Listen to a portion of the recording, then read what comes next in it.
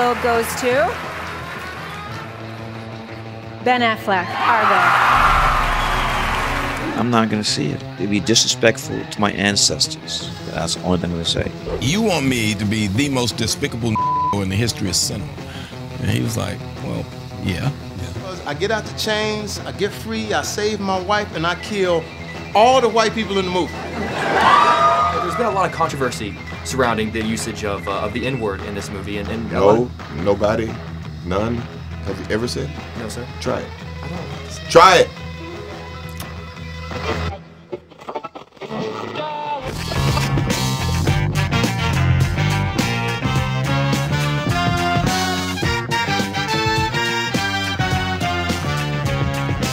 J'adore les westerns. Et ça, c'est sûrement dû au fait que j'ai grandi avec les films de Sergio Leone, que comme beaucoup, Blondin est l'un de mes héros d'enfance, et que le monde se divise en deux catégories, toi-même tu sais.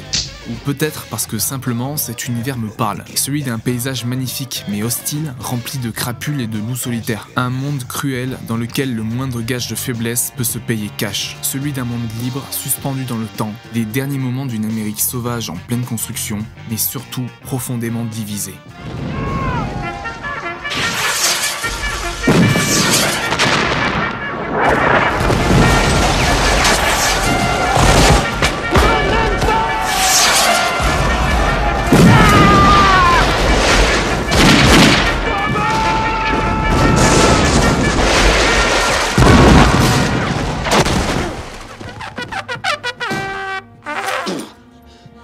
Une division qui n'a en vérité jamais vraiment quitté les États-Unis, mutant sous plusieurs formes au cours des siècles et qui aujourd'hui semble plus que jamais d'actualité. What you're about to see may disturb you. Do you know how many mass shooters there have been in America over the last 10 years? Counting or not counting gang violence? Great. What the fuck?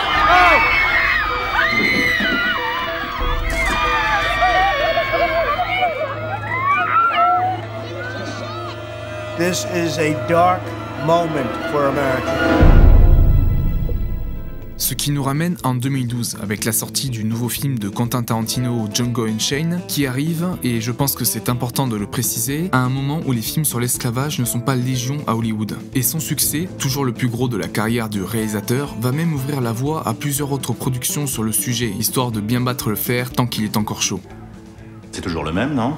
Mais, parce que oui, il y a bien un mais et qu'il faut bien faire une vidéo, de nombreuses polémiques ont éclaté à la sortie du film. Certaines fustigeant le réalisateur de prendre à la légère l'horreur que fut l'esclavage, et d'autres lui reprochant son manque de nuances concernant la représentation des blancs dans son film. Mais qu'en est-il vraiment ? Ainsi, aujourd'hui, on va tenter de comprendre pourquoi ce film déchaîne tant les passions et si on peut légitimement lui coller une étiquette, histoire de plus trop se fouler sur le terrain des arguments. Et croyez-moi, j'ai de la suite dans les idées. Ils se ressemblent quand même un peu tous. Officiellement, non. Reçu. Nul ne saurait contester qu'aujourd'hui, rares sont ceux qui incarnent l'héritage du western avec autant de poids que Tarantino. Et bien que s'étant fait connaître à travers son écriture et ses dialogues léchés, son goût pour la musique ou encore son rapport à la violence, comment dire... Listen.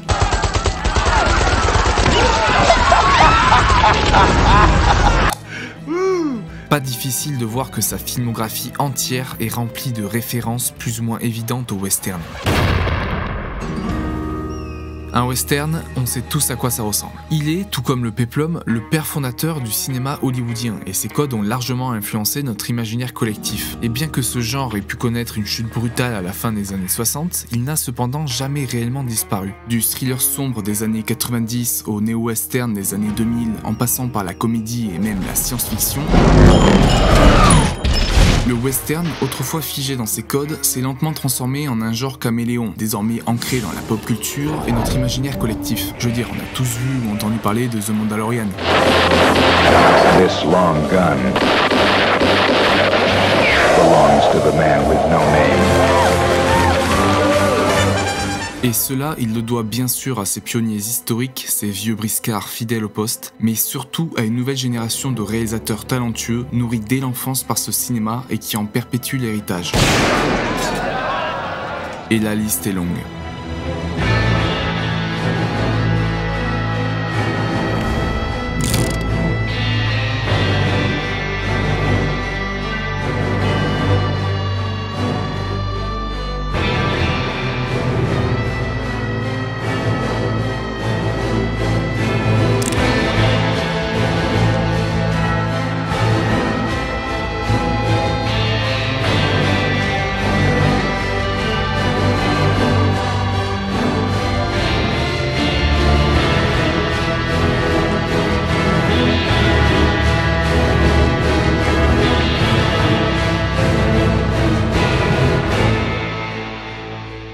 revanche, celui d'un black western, c'est-à-dire un western mettant en avant un personnage principal noir, lui reste beaucoup plus rare, voire quasi inexistant. Non pas qu'on se soit lassé de voir ce que la vieille Amérique des John Wayne et des Clint Eastwood avait à nous offrir de mieux, entre leçons de natation improvisées et génocide d'Indiens en bon uniforme, parce que oui, c'est aussi ça les États-Unis, les enfants. Fuck yeah!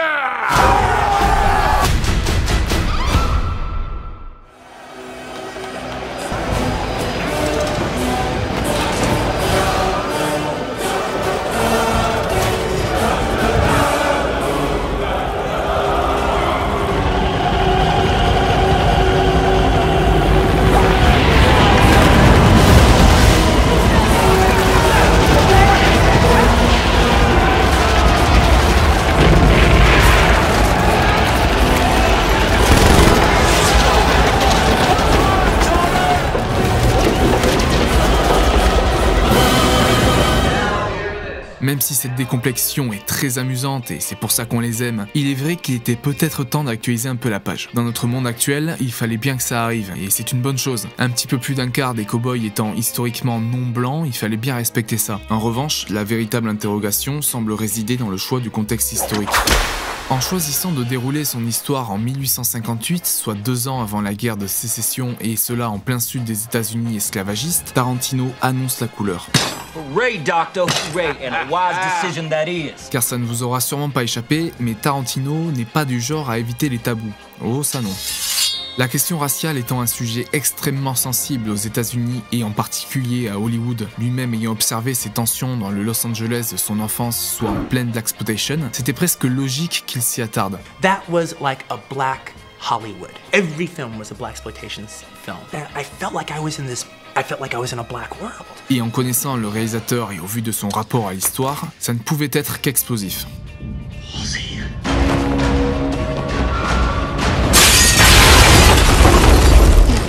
Ainsi, en offrant le statut de héros à un esclave noir, il inverse les codes en prenant le symbole ultime de l'Amérique blanche triomphante et glorieuse, le cow-boy. Ah, si vous vouliez du message Hollywood, vous êtes servi.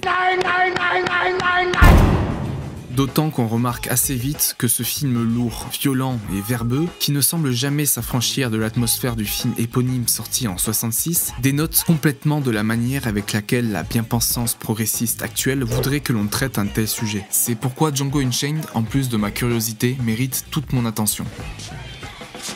I'm curious what makes you so curious.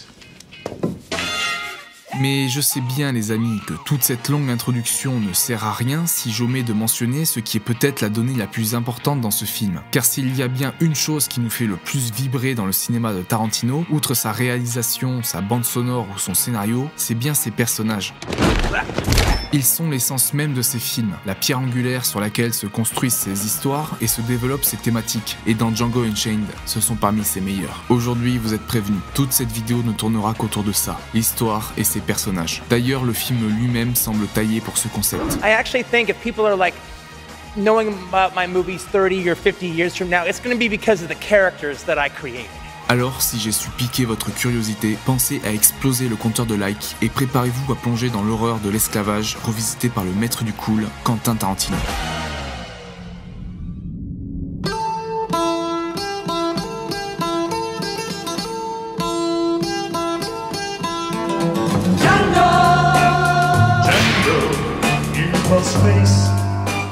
Le film s'ouvre ni plus ni moins sur la même scène accompagnée de la même musique que celle du Django original de Corbucci, l'un des westerns cultes ayant profondément influencé Tarantino. Un clin d'œil appuyé dès la toute première scène du film qui ne manquera pas d'alimenter les critiques de ses détracteurs tant son cinéma, et il ne s'en est jamais vraiment caché, repose sur une accumulation de références en tout genre. Le genre de film qui te fait redresser les initiés toutes les 2 minutes pour te les entendre te crier qu'ils ont bien la ref.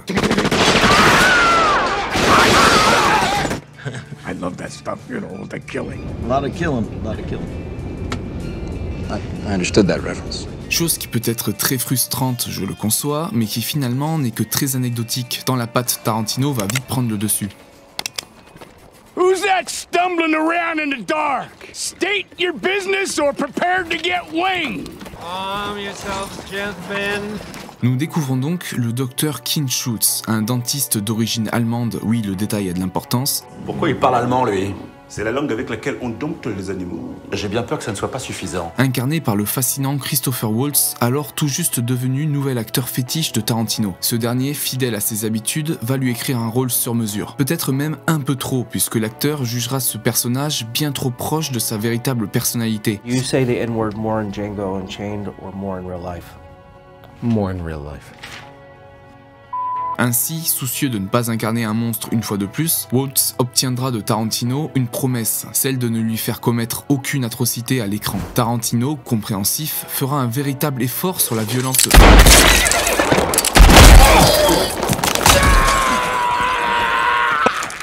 Une introduction de personnage réussie, bien qu'elle peine à soutenir la comparaison avec le génie de la mise en scène entourant le charismatique Hans Landa. Ah, Landa, da sind Sie ja!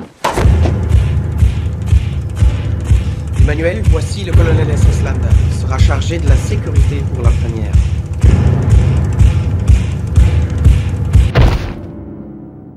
Et là, vous vous dites, j'étais presque sûr qu'il y avait un autre personnage dans cette scène.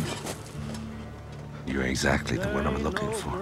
Dans Django Unchained, on découvre un protagoniste plus bas que terre, mutique et brisé. C'est là l'un des choix narratifs les plus intéressants du film, faire passer le héros principal au second plan. Et c'est malin, car l'enjeu n'est pas tant ce qu'il est au début que ce qu'il va devenir. Tarantino devra d'ailleurs reprendre son acteur principal, Jamie Foxx, dès sa toute première scène, lui qui arrivera un peu trop confiant sur le plateau. You come in with your fucking Louis bag and your fucking Range Rover. You're not Jim Brown.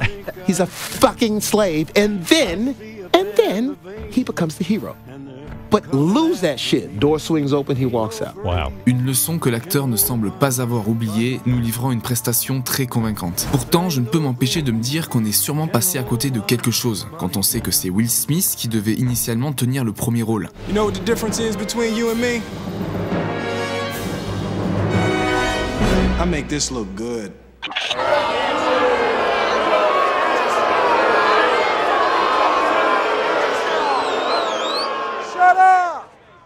Je sais, vous ne l'aimez pas. Mais de vous à moi, avouez que c'est moins pour son talent d'acting que pour sa personnalité insupportable. Et ça, sans parler de sa relation quequesque avec sa femme. Yeah, and then I got into an entanglement with August. That's what I said.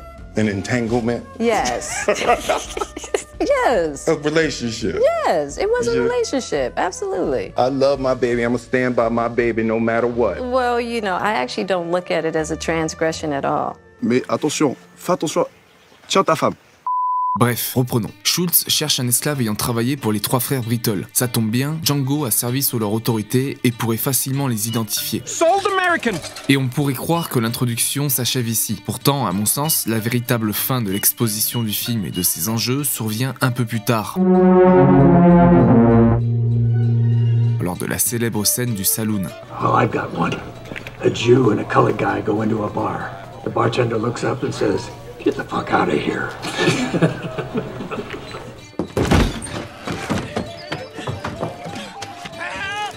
Une scène qui, soit dit en passant, permet de nous en apprendre davantage sur la véritable profession du doc. Et comme tout bon allemand, la bière n'est jamais loin.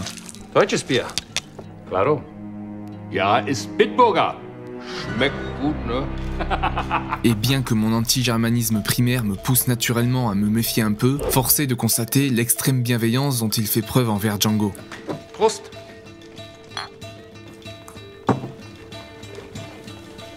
Ce breuvage, j'adore. Encore!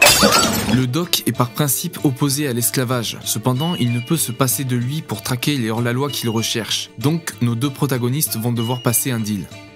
What kind of deal? What kind you wouldn't have the authority to make. You travel with me until we find them. And where we find them, you point them out, and I kill them. You do that, I agree to give you your freedom. Damn good deal. Un homme érudit et méticuleux, conscient de chacune de ses actions et où tout semble précalculé, voire même un peu trop. Okay, boys. Fun's over. Bah oui, je parle, mais on oublie qu'en même temps, le doc, lui... Non, attends... Mais qu'est-ce que tu fais?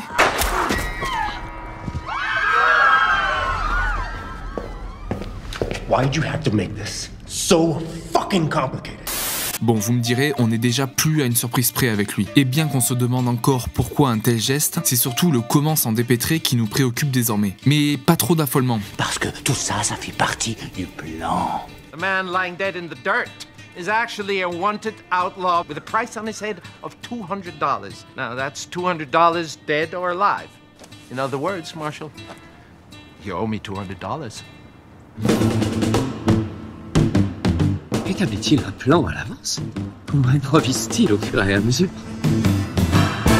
Ainsi débute l'aventure de nos deux héros, lancés sur les traces des frères Riddle, dont la première piste va les conduire directement à la plantation de... Mais attends, j'ai encore raté un épisode, moi.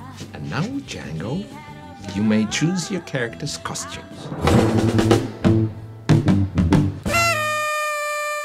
What do they look like, Jimmy? Dorks. They look like a couple of dorks. Ha ha ha, your clothes, motherfucker. Un accoutrement qui n'est évidemment pas choisi au hasard et qui trace un parallèle direct avec la tenue de notre premier antagoniste majeur, Big Daddy. Voilà, au cas où vous aviez un doute sur le fait qu'on était chez Tarantino. Cette vision, certes volontairement exagérée, n'en est en rien gratuite et reflète avec justesse les idéologies en vigueur à cette époque. Django isn't a slave. Django is a free man, you understand? You want I should treat him like white folks? No, that's not what I said. Il paraît que t'as des propos intolérables, où il n'y a pas de tolérance. Celle d'une aristocratie sudiste fière, profondément attachée à ses privilèges et à son mode de vie, et cela même s'ils sont fondés sur l'exploitation humaine et la violence. Un monde sous tension, celui d'une Amérique profondément divisée, fracturée et sur le point de basculer. Oui, vous le voyez venir, c'est le petit moment rappel historique de la vidéo.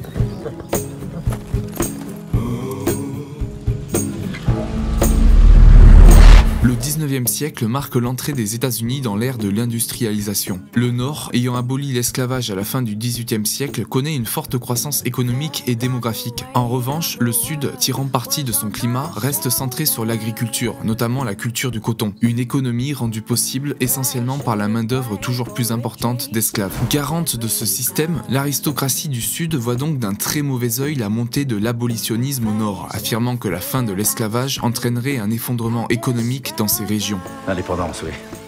On m'a dit ça. C'est cette crainte qui va pousser à un durcissement des lois esclavagistes, repoussant toujours plus loin les limites de l'inhumanité et de la déshumanisation. Et pour se donner bonne conscience, va donc se développer tout un imaginaire idéologique suprémaciste. Ainsi, de nombreux aristocrates sudistes vont alors se présenter comme héritiers des empires classiques, justifiant l'esclavage par un prétendu idéal de civilisation, clamant que si les grandes puissances de l'Antiquité ont eu recours à une telle pratique, c'était selon eux pour garantir le bien-être général. Utopiste. Dès lors, cette justification d'ordre philosophique va progressivement glisser vers une légitimation raciale, avec l'émergence du concept de droit naturel. Une notion affirmant la supériorité du blanc, porteur d'une mission divine de domination sur les races inférieures noires. C'est profond ça. C'est dans ce climat de tension économique et philosophique que vont s'opposer deux visions irréconciliables. Elles sont les prémices de la guerre de sécession. C'est bon, vous avez bien saisi le contexte? Yep. Ainsi, pendant que Schultz occupe Big Daddy avec les 5000 arguments qu'il a en poche, Django finit par retrouver ses anciens maîtres, au moment même où il s'apprêtait à fouetter une esclave, ce qui déclenche en lui une folie vengeresse, et qui me permet d'aborder le second point essentiel dans cette scène.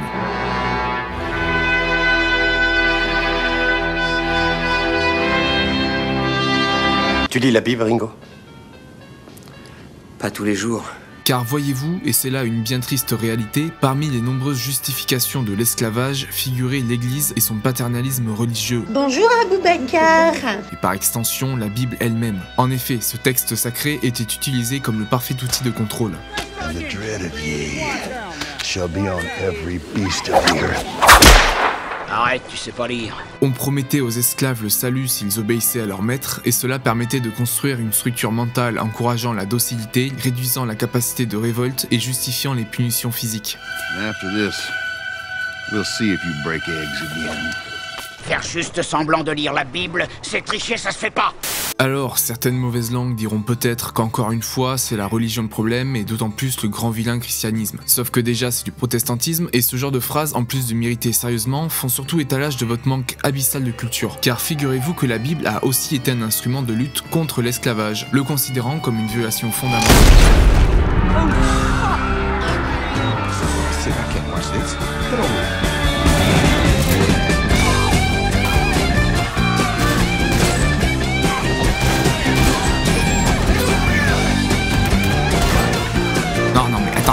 Stop. Non mais attendez, vous croyez où là? Non, mais je suis en train de parler sérieusement là. Non, c'est pas le sujet. Attention, on va te shadowban. Tu me menaces? Ainsi, lorsque Django tire sur une page de la Bible, il ne vise pas la foi elle-même, mais l'usage qu'en font ceux qui s'en servent pour opprimer et dominer. I like the way you die, boy.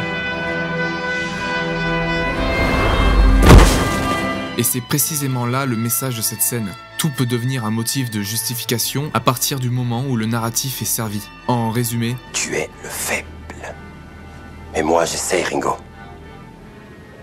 Au prix d'un effort harassant de protéger les faibles. I'm positive he did. Bon, comme à son habitude, lorsqu'une situation tendue se présente, Schultz parvient à sortir son collier d'immunité juste à temps, histoire de ne pas se faire étriper sur place, et file en vitesse. Let's get out of here. Bring me everyone. What do you mean, everyone?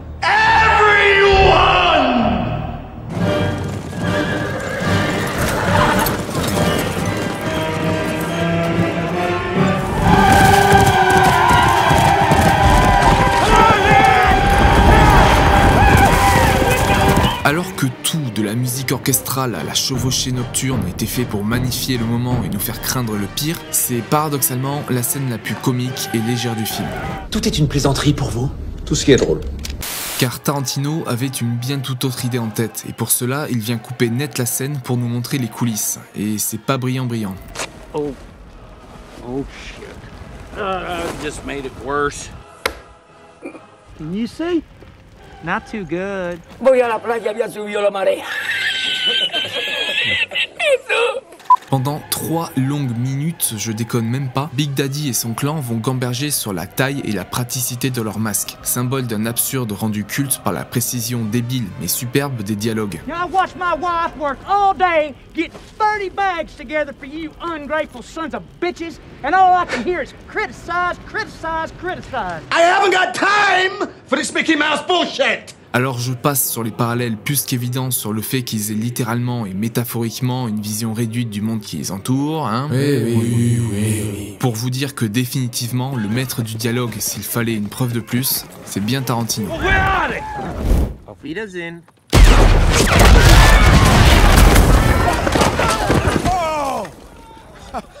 Bullseye.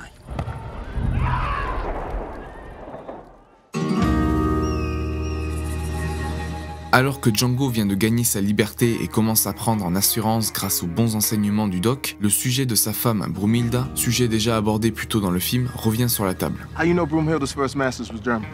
Brunhilde is the name of a character in the most popular of all the German legends. Et ce qui aurait pu n'être qu'un simple clin d'œil à l'histoire allemande entourant Brumhilda va s'avérer en réalité bien plus qu'une simple anecdote, en devenant le cœur même de l'intrigue du film.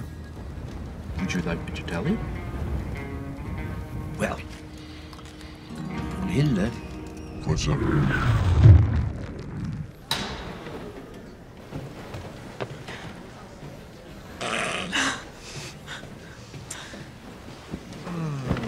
Chers amis, je me permets de faire une brève interruption dans cette vidéo pour vous présenter le sponsor de celle-ci.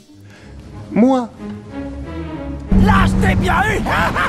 Et oui, bien entendu, je suis le seul maître à bord sur cette chaîne, et cela vous l'avez sûrement marqué par le temps qu'il m'a fallu pour produire un tel morceau. Évidemment, cela va sans dire, je ne touche absolument rien de la part de YouTube, si ce n'est des bâtons dans les roues, donc je ne le répéterai jamais assez, mais vous êtes, par vos retours, vos likes et vos abonnements, ma vraie petite récompense personnelle. Alors je compte sur vous, bonne continuation de vidéo.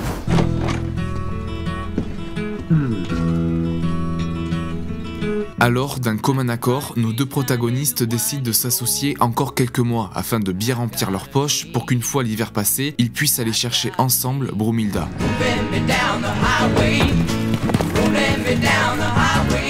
Et là, c'est vraiment le moment du film où t'as envie de les rejoindre et partir à l'aventure avec eux, ou d'allumer la play et jouer à Red Dead Redemption. Ça dépend des mentalités. More games? Yeah, just shoot some folks. Car c'est bien ici que le film s'approche le plus d'un western classique, tant dans son esthétique que dans sa narration. That's accurate. Un moment charnière qui scelle définitivement leur duo et les place sur un pied d'égalité.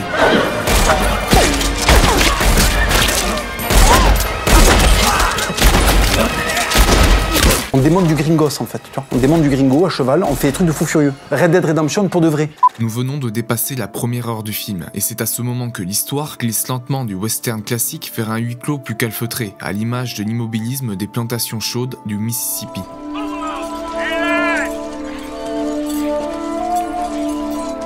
Et pour les plus cinéphiles d'entre nous, difficile de ne pas voir ici un clin d'œil appuyé au générique déroulant d'Autant en emporte le vent. What a picture. What a picture. Good picture, yeah. Bien que la vision idéalisée du vieux sud noble et romantique ait depuis cédé la place à une réalité bien moins flatteuse. Oui, mais si. Et si. Oui. Oui. Oui. Oui. Ainsi, c'est en consultant l'un des registres de vente que Django et Schultz vont découvrir que Bromilda a été vendue à la plantation de Candyland. Candyland? Oh, so you've heard of it. Ain't no slave ain't heard of Candyland. Et bien qu'on soit toujours en pleine époque du Far West, il est tout bonnement impossible de l'enlever, au risque d'encourir un sort plus terrible encore. A short drop and a sudden stop. May I offer an alternative plan of action? Go ahead. Voilà donc le plan. Schultz jouera le rôle d'un investisseur en combat mandingue soucieux de réussir dans ce milieu, et Django incarnera l'expert qu'il a engagé pour l'aider dans cette tâche. C'est mon plan. Très mauvais plan. Pas vraiment le choix, il va falloir sortir le grand jeu, d'autant que le propriétaire de Candyland est un grand adepte de la pratique, un certain... Calvin Candy. Il fallait oser introduire le grand antagoniste après plus d'1 heure de film, et d'autant plus quand c'est l'immense Leonardo DiCaprio qui l'incarne. Et pardonnez-moi du peu, mais c'est selon moi tout simplement son meilleur rôle et sa performance la plus marquante à ce jour. Soft-hearted Frenchie. Alors attends, par contre, je vais t'arrêter tout de suite. Je vais t'expliquer un truc, moi je suis un nerveux. Donc là, à tout moment, ça part en fait. Bien loin du jeune vagabond brillant du Titanic, du tourmenté détective de Shutter Island ou même du déjanté et complètement transcendé loup de Wall Street, Calvin Candy est tout simplement un ovni dans sa filmographie. Demeure néanmoins un aspect qui semble ne jamais le quitter et qui fait la jonction entre tous ces personnages. Je vous le donne dans le mille, c'est DiCaprio, préparez-vous, ça va crier.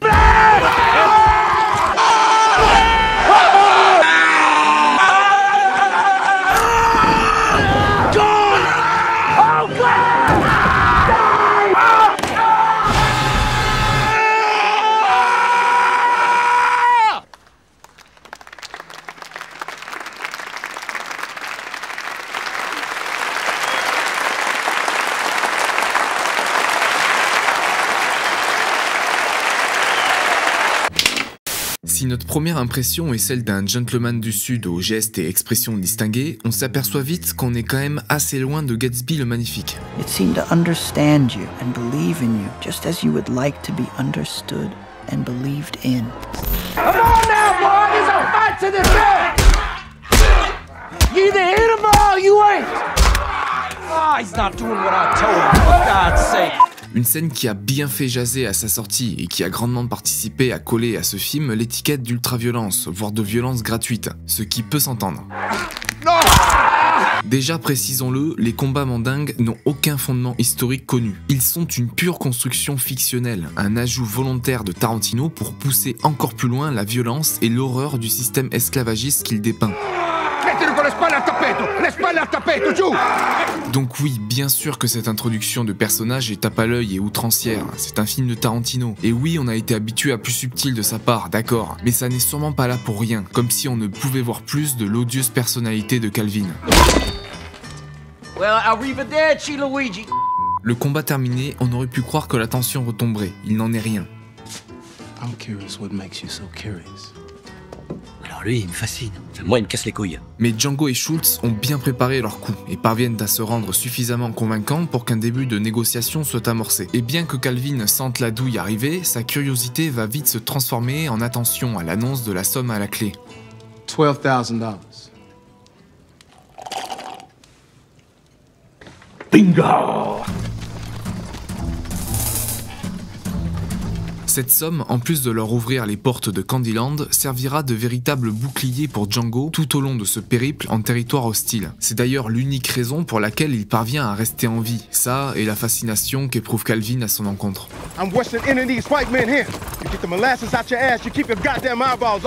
Pardon, Mr. Blanc-Neige. Je suis Mister qui je veux et je vous emmerde. Sauf que la légèreté va vite laisser la place à la pesanteur. Une pesanteur à laquelle nos deux protagonistes ne pouvaient échapper. Et oui, il est enfin temps de parler de D'Artagnan.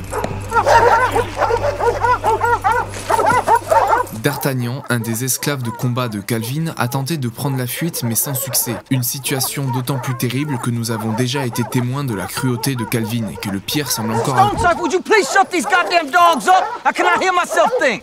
Il est con ce chien là.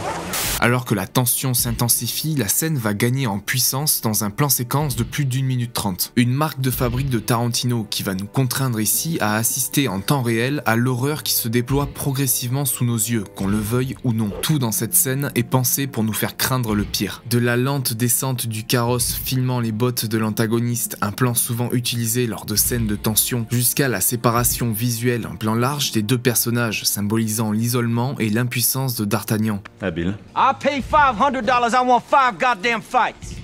So what about my $500, huh? En vérité, Calvin sait déjà qu'il ne verra pas l'ombre de ses $500. Mais quitte à perdre gros, autant en profiter jusqu'au bout, se dit-il. Mais Schultz intervient.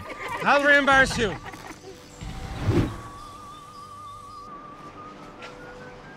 You had one job. Just the one. Une contradiction flagrante avec sa profession, qui ne manque pas de stupéfier le groupe, et tout particulièrement Calvin, qui va adopter une posture menaçante et exercer une pression croissante sur lui. Mais c'est bien Django qui vient lui sauver la mise. No, he won't.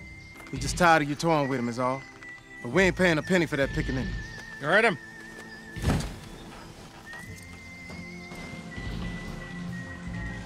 Mais Calvin, et cela deviendra très problématique, aime à avoir le dernier mot. Ain't that right, Mr. Stone Cypher? Il s'approche pour un face-à-face tendu, espérant le faire craquer, tandis que, pour la première fois, la caméra se fixe en gros plan. Seeing as you won't pay a penny for this pickaninny here, you won't mind me handling this any way I see fit. He's your... Même un gars dans mon genre trouve ça dur.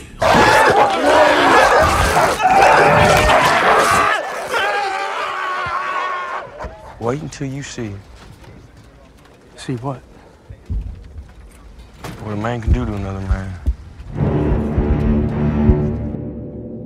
Et alors qu'on aurait pu croire que Candyland nous avait dévoilé son plus grand monstre, nous n'étions en réalité pas au bout de nos peines. Boys seem a little on edge, Mr. McPherson. Right now, Marshal, we all are.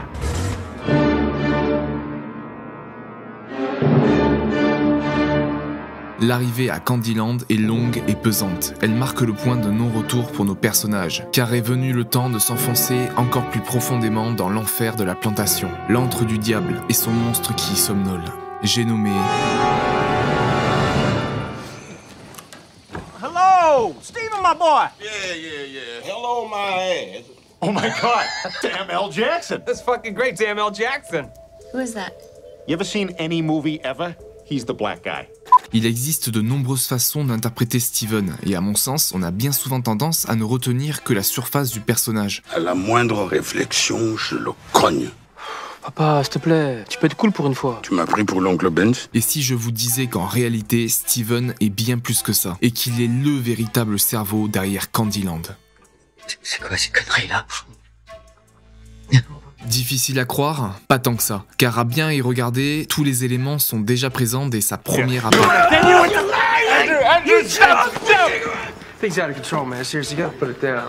Cette familiarité beaucoup trop prononcée avec son maître, se permettant même de le confronter directement sur ses choix. Take her out. Take her out? Why? Because I said so, that's why. But Miss Candace, you run off. Jesus Christ. On le voit même signer en toute autonomie des chèques au nom du propriétaire, nous laissant imaginer toute l'étendue de son pouvoir, et qui rend d'autant plus intrigante cette façade de vieil esclave un peu bené et râleur, comme s'il jouait un rôle lui aussi.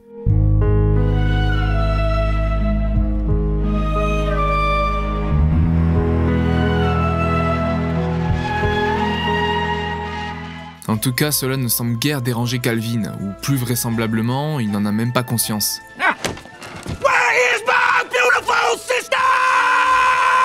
Ouais, c'est bien ce qui me semblait. Quoi, t'as des règles?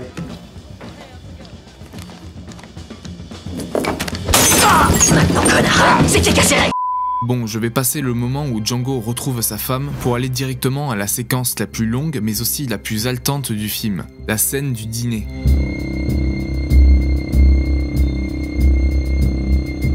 Qu'il est de coutume de dire que Tarantino excelle dans l'art de rendre captivantes et divertissantes les scènes de discussion autour d'une table. Que ce soit par sa mise en scène avec une caméra qui circule de personnage en personnage ou par ses dialogues d'un tel réalisme qu'on en oublierait presque les enjeux sous-jacents. Mais c'est bien cette tension latente qui va nous faire tenir en haleine tout du long. Car si vous connaissez bien Tarantino, vous savez que plus ça parle, plus ça risque de très mal finir.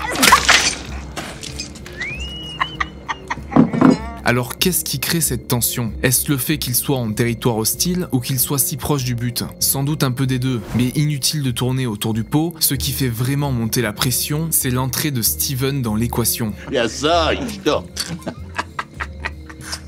Ça va mal tourner cette histoire. Les plus attentifs auront bien compris qu'il n'est pas simplement le bon toutou lèche-botte de Calvin, se contentant de répéter ses phrases, d'acquiescer chacun de ses faits et gestes et de rire beaucoup trop fort à ses blagues. Well, hell, I can't imagine 2 weeks in Boston.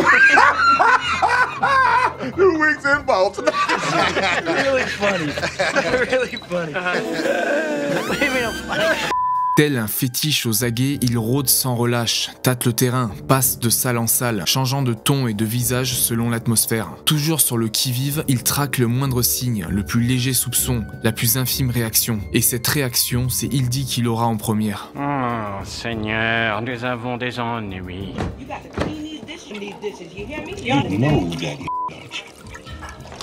Doc, elle l'a même pas regardé une seule fois. C'est plus grave que je ne pensais. Le doute lancé et comme une coïncidence, Calvin se met à vouloir jouer avec Hildy. Oh, quel hasard! Incroyable hasard, alors là... Une ficelle scénaristique ou une connexion invisible, je ne saurais trop dire. Le fait est que l'occasion était trop belle pour ne pas la saisir. You know, Miss Candy, the doctor here might be interested in seeing Hilda's peel back. Magnifique, chapeau bas. Remarquable coup. C'est à cet instant qu'éclate au grand jour la véritable nature de Steven. Un esprit redoutablement intelligent et rusé, parfaitement à l'aise pour terroriser les autres domestiques et les plier à sa volonté. Le tout au service d'un objectif bien plus obscur, faire tomber les masques. I just can't understand why you won't come talk to these niggas.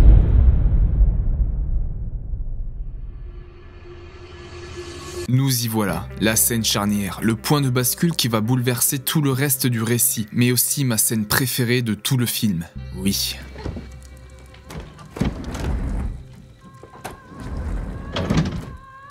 What is the matter?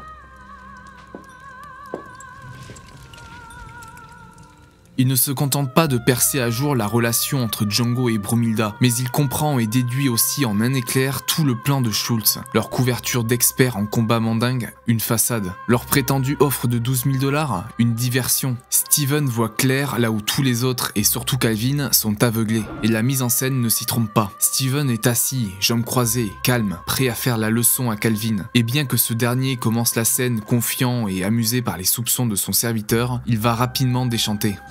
He just bought Eskimo Joe. Did he give you any money?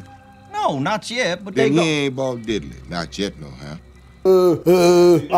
Avec Par le biais de champ contre champ, de plans parallèles et de plans larges où les deux hommes apparaissent côte à côte, Tarantino brouille tout rapport de force. Nous ne sommes plus face à un maître et son esclave, mais bien face à deux esprits machiavéliques, deux faces d'un même pouvoir. Sauf que Steven, lui, voit clair. Et ces bougies, discrètes et significatives, ne sont pas là seulement pour décorer. Elles soulignent où se trouve la vraie lumière, l'intellect d'un côté, le paraître de l'autre. Finalement, ils se sont bien trouvés. Sons of bitches! La fête est terminée.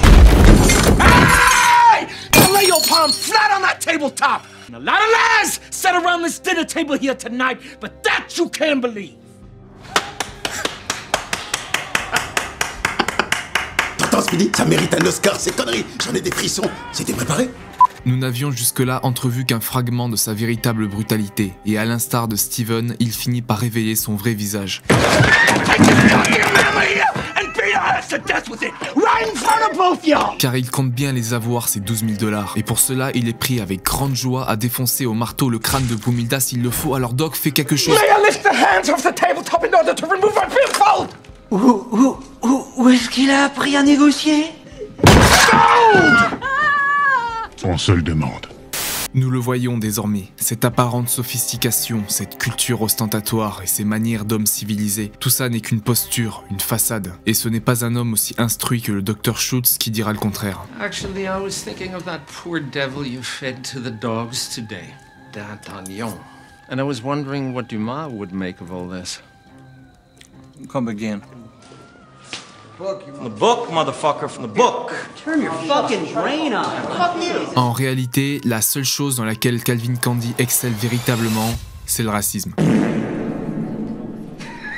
Let's go. Come on. Si vous cherchez un autre gigolo, il y en a au coin de Smith Street. C'est à ces manières qu'on juge un homme. Savez-vous ce que ça veut dire? Je vais vous donner une leçon.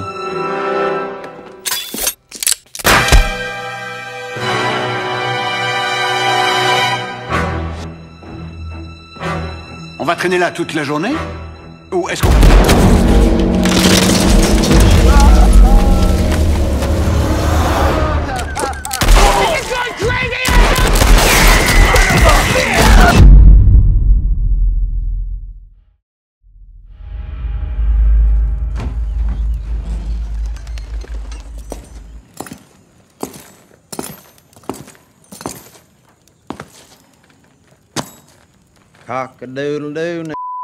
Ça, c'est moi. Si j'en suis arrivé là, c'est à cause d'une fille. Mais laissez-moi vous raconter depuis le début. Alors que Django échappe de justesse à une Theon Greyjoy en règle infligée par le psychopathe de la bande, c'est Steven, notre bon vieux Steven, qui intervient in extremis et qui sauve Django.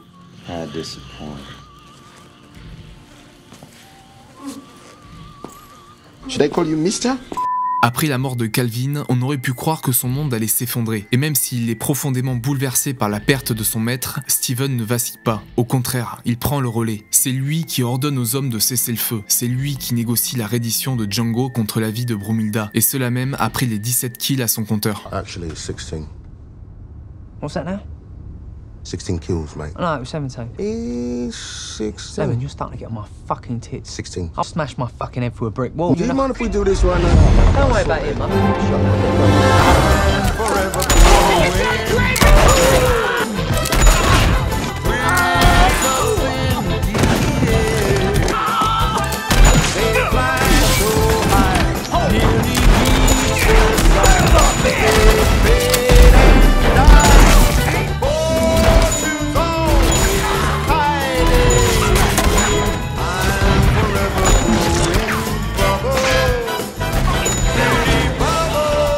Those 16? You forgot the poor innocent civilian on the street. The fuck you.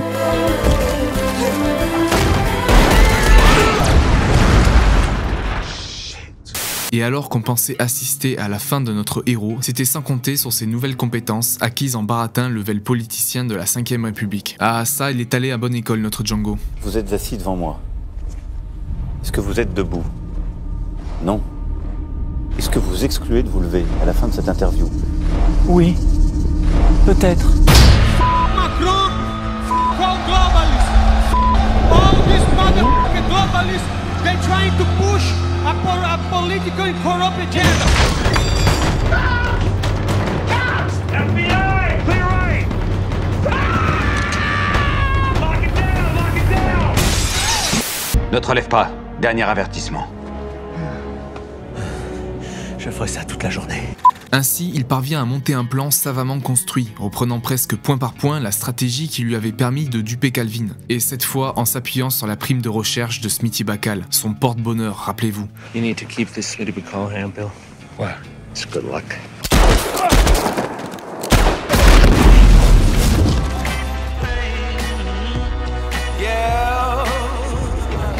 Nous y sommes donc, la fin du film. À ce stade de l'histoire, plus grand chose à dévoiler, donc plutôt que de décortiquer scène par scène, je préfère résumer en 3 temps forts. 1. Django prend définitivement son envol et devient un modèle pour ses pairs. 2. Django venge la mort de D'Artagnan et sauve sa femme. Et 3. Django retourne à Candyland pour tuer ses derniers représentants et en profite pour faire de la plantation un gigantesque feu d'artifice.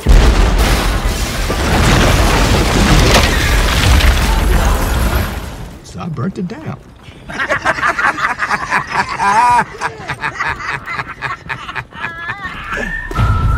Vous vous êtes amusé ? Ouais, moi aussi. Faut dire que c'est un film généreux, dont l'histoire passionnante va justifier amplement ses 100 millions de budget, par l'ampleur de sa reconstitution historique, sa mise en scène, son casting 5 étoiles et sa photographie sublime signée Robert Richardson. Un film qui capture parfaitement le charme et l'essence des vieux westerns tout en y implémentant des aspects plus modernes. Le parfait exemple de comment faire du neuf avec de l'ancien.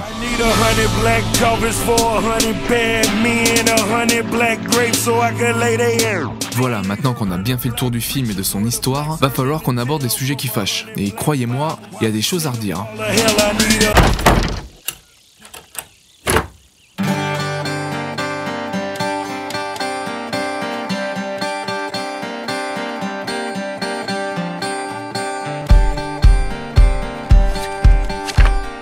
Depuis sa sortie, Django Unchained a suscité beaucoup de débats, dont un qui m'a particulièrement interpellé. On l'a souvent accusé d'être un film d'auto-culpabilisation, une sorte d'exutoire cinématographique où l'homme blanc, rongé par la culpabilité, se donne bonne conscience en mettant en scène sa propre punition.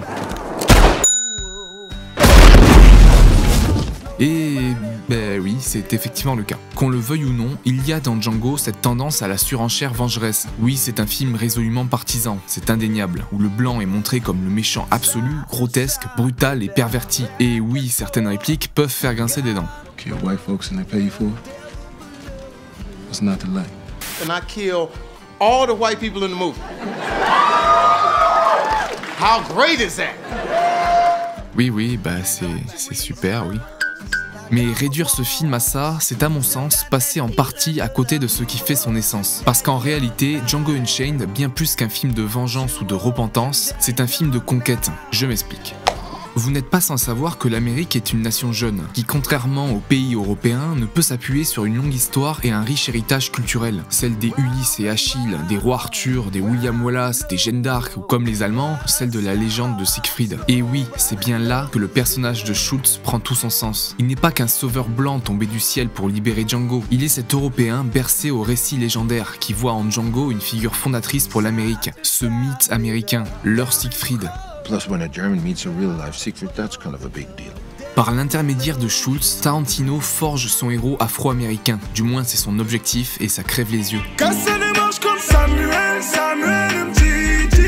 Le cinéma pour les Américains n'est pas qu'un simple divertissement, il est surtout un moyen de créer et de modeler leur propre histoire. C'est leur outil narratif par excellence, et avec Django Unchained, Tarantino ne se contente pas de revisiter le western, mais d'écrire un véritable film américain. Un film profondément enraciné dans l'imaginaire national, avec cette foi profonde pour la liberté individuelle et cette fascination pour les figures qui défient l'ordre établi, non par idéologie, mais par instinct, presque par nécessité. Et oui, symboliquement, il est d'autant plus fort que dans l'histoire des États-Unis, le noir n'est pas juste un esclave, il est le miroir de toutes les luttes pour l'émancipation. Et bien plus que Calvin Candy, qui est davantage le vis-à-vis de Schultz, Tarantino veut faire de Steven l'antithèse absolue de Django. All you black folks, I suggest you get away from all these white folks.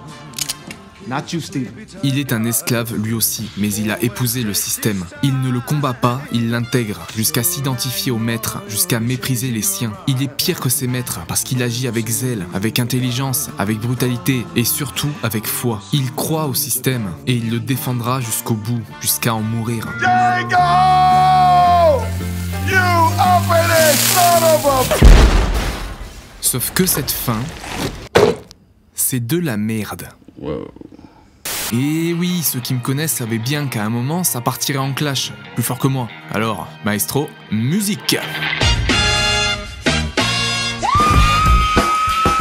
Rassurez-vous, ce n'est pas tant à Tarantino que je vais m'en prendre ici qu'au discours qu'il sert, car me concernant, c'est précisément là où le film manque complètement le coche. Il aurait pu se contenter d'être un excellent western, avec ses scènes marquantes et sa dose de dénonciation certes outrancière, mais vraiment bienvenue, histoire de casser les codes et d'ouvrir à certaines problématiques encore taboues aux États-Unis. Mais non. Voyez-vous, Tarantino ne s'est pas arrêté là, et a décidé, comme il est de coutume de nos jours visiblement, de venir y implémenter une bonne grosse dose d'utopie anarchique. You have to stop calling them terrorists. You just don't understand. I'm a black man carrying the stars and stripes. What don't I... Oh, I'm sorry. Did I break your concentration? Please, continue. Au fond, quel est le véritable message de cette fin? Django vient de retrouver sa femme, il a les papiers, il est libre et riche. Mais non, il faut quand même qu'il revienne se venger. Contre quoi en plus? Un homme de main qui lui a mal parlé, deux mecs Osef dont on se fout, une femme et un vieux. À croire que la vengeance l'emporte sur le désir de liberté. Quelqu'un doit forcément mourir à la fin de toutes tes histoires. Tu vas vite le savoir. Je sais pas, Quentin, tu veux pas plutôt prendre exemple sur tous les films qui parlent de la vengeance et de ses conséquences tragiques? Alors que tu le fasses dans un film aussi décomplexé et neutre que Kill Bill, pourquoi pas? Mais dans un film comme Django Unchained où tout le propos vise l'émancipation, là c'est juste hors sujet. Mec, il a pas... D'autant que tu ne fais pas les choses à moitié. Non, là tu glorifies la vengeance, tu la considères comme une fin en soi et par esprit simpliste et naïf, tu confonds destruction d'un monde avec naissance d'un autre. Il est là le problème. En nous assénant sa morale utopiste, cette fin balaye d'un revers de main tous ceux qui, dans l'histoire, ont choisi d'autres chemins que la révolte frontale. L'abolition de l'esclavage, l'émancipation des Noirs, ce ne sont pas que des chaînes brisées à coups de fusil, c'est aussi des parcours d'excellence, d'infiltration du système. Ceux qui ont su se faire respecter, qui ont gagné leur place dans un monde hostile et qui ont ensuite tiré les autres vers le haut, qui ont fait bouger les lignes. La voilà peut-être la vraie émancipation. Qu'est-ce qu'il est chaud. Ça, c'est mon bébé. Je l'emmerde, votre bébé. Sauf que ces gens-là, on les appelle aujourd'hui des traîtres, des vendus, des bounties. On les insulte parce qu'ils n'adhèrent pas au discours victimaire, parce qu'ils refusent de s'enfermer dans une posture de dominé. Et c'est encore plus criant aujourd'hui, que ce soit aux États-Unis ou en France, les minorités qui veulent s'élever, qui veulent s'intégrer, qui veulent faire partie de la réussite occidentale, sont prises en otage par les discours communautaristes et surtout la gauche, qui les enferme dans une identité figée, dans une révolte permanente dont la médiocrité érigée en vertu légitime toujours plus la vengeance. Damn it, all right, that's how you want to do it?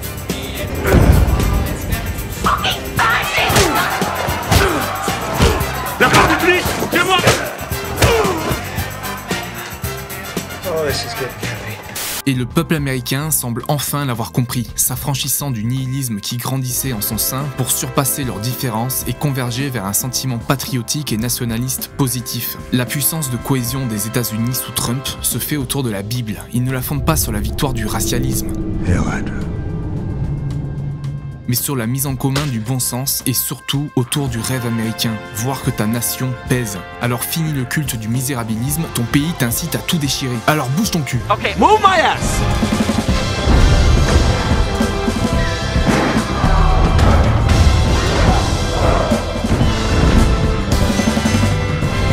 It's very, very simple. You American shit!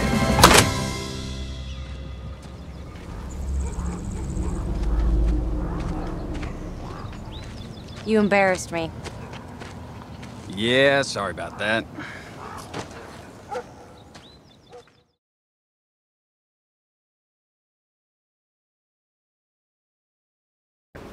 Auf Wiedersehen.